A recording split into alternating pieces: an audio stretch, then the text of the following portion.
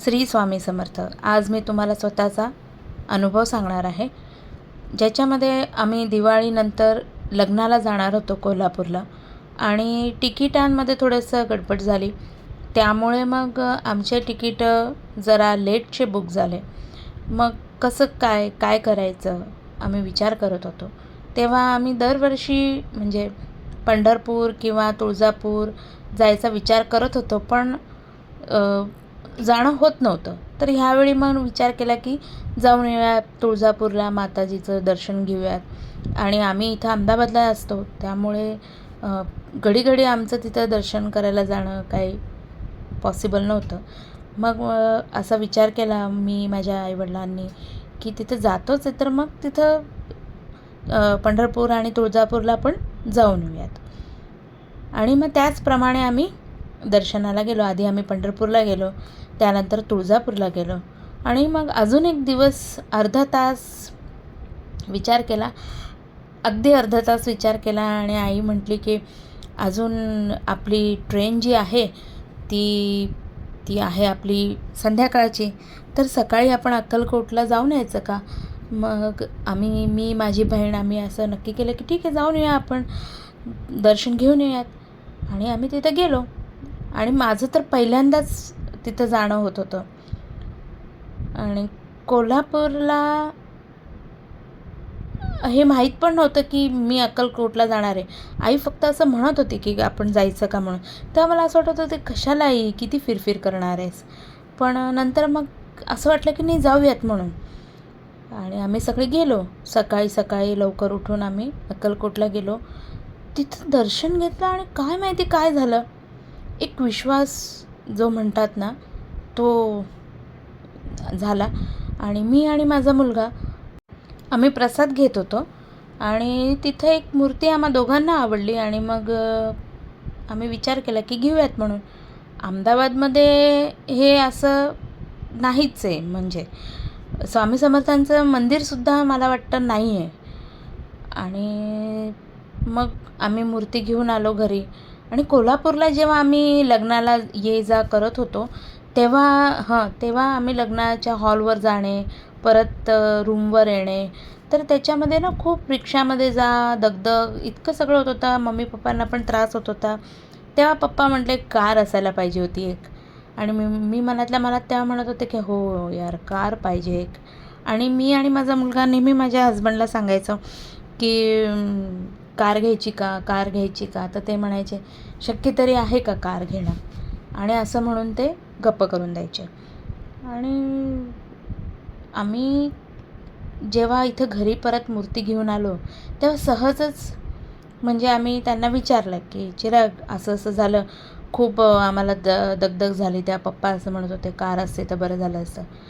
यांना काय झालं काय माहिती, अचानक म्हटलं की चल आपण कार बघायला जाऊयात. आणि ते गेले ना मला घेऊन, एक शोरूमवर बघ, 2 शोरूमवर बघ. रोज आमचं असंच चाललं होतं. रोज शोरूमवर बघत होतो, रोज शोरूमवर आम्ही कार बघत होतो, पण आम्हाला काही त्याचं होत नव्हतं. आम्ही जुनी कार बघत होतो की जुनी मिळाली तर जुनी घेऊयात, पण नाही, जुनी आम्हाला नाही तर नाहीच मिळाली. मग शेवटी ते म्हटले की नवी बघूयात. मी म्हटलं नवी शक्य तरी आहे का? तर ते म्हणे बघायला काय होतं आहे. मग म्हटलं ठीक आहे, चला बघूयात. मग आम्ही गेलो नवीन कार बघायला. पण आमच्या ज्या सासूबाई आहेत त्यांना ते आवडत नव्हतं की आम्ही कार घेणार आहे म्हणून. त्या नेहमी काहीतरी टोकायच्या आणि आमचं होतं काम बिघडत होतं. मी माझ्या हजबंडला सांगितलं, चिराग, स्वामी समर्थांच्या पाया पडून जाऊयात का? तर ते म्हटलं ठीक आहे, जाऊयात. तर आम्ही गेलो. तर आमचं नक्की पण होऊन गेलं तिथे कारचं. पण आम्हाला जे हप्त्याने कार घ्यायची होती, तिथे त्या बँकेमध्ये थोडासा प्रॉब्लेम आला. आता कार तर घ्यायची आहे, बँकेमध्ये प्रॉब्लेम आला. खूप सगळे बँकेचे धक्के खाल्ले, काय केलं हजबंडनी, खूप फिरले. दुसऱ्या बँकेमध्ये होते का त्यांनी पाहिलं. फायनान्सचा प्रॉब्लेम किती असतो, ज्यांना हप्त्याने गाडी भेटत नाही त्यांना माहिती आहे की किती सगळं प्रॉब्लेम्स होतात. कधी हे कागद नाही, कधी हाच प्रॉब्लेम, काय खूप काही झालं. आणि शेवटी आम्ही हार मानली की आता गाडी होणार नाही. आणि गाडीचं विचारण्यामध्ये आजूबाजूंना ते जे शेजार-पाजारचे असतात त्यांना विचारलं, तेव्हा ते मस्करी करत होते यांची, की तुला काय जरूर आहे गाडीची, असं तसं. घरच्यांनी पण म्हणजे सासूंनी पण नकारच लावला होता. आणि मग काय करायचं काही कळत नव्हतं. मी माझ्या आईला सांगितलं की असं असं आहे म्हणून. तर माझी आईसुद्धा मला म्हटली की काही नाही, होऊन जाईल तुझं गाडी, तू नको काळजी करू. आणि मग ती जेव्हा म्हटली की होऊन जाईल म्हणून, मग मला जरा बरं वाटलं. मग मी ह्यांना म्हटलं तुम्ही चिंता नका करू, आपली गाडी होऊन जाईल म्हणून. मग आम्ही परत स्वामी समर्थांच्याजवळ डोकं टेकवलं. म्हटलं काय माहिती आहे काय होऊन राहिलं आहे, होईल का आमची गाडी. माझे हसबंड खूपच टेन्शन करतात आहे, माझी गाडी होईल तर बरं होईल म्हणून. मग मी त्यांना फक्त सांगितलं. तेव्हा मी काहीच करत नव्हते खरं सांगायचं तर. मी नाही तारक मंत्र ऐकत होते, मी फक्त नामस्मरण, ते पण माझ्या मनात जेव्हा ऑटोमॅटिक चालू होऊन जायचं, श्री स्वामी समर्थ, श्री स्वामी समर्थ, आपोआप चालू व्हायचं आणि बंद होऊन जायचं. म्हणजे मी हे जे नियम वगैरे असतात ते मला खरंच काही माहीत नव्हतं. फक्त मला असं मनापासून मी त्यांचं नाव घ्यायचे आणि मग आम्ही जायचो. तर मला असं वाटलं की आता काही गाडी होणार नाही. पण त्या दिवशी खरंच चमत्कार झाला. म्हणजे डिसेंबर एंडिंग होतं आणि आम्ही विचार करत होतो की काय होईल की नाही गाडी, होईल की नाही गाडी. तर खरंच चमत्कार झाला आणि आमची गाडी बुक झाली.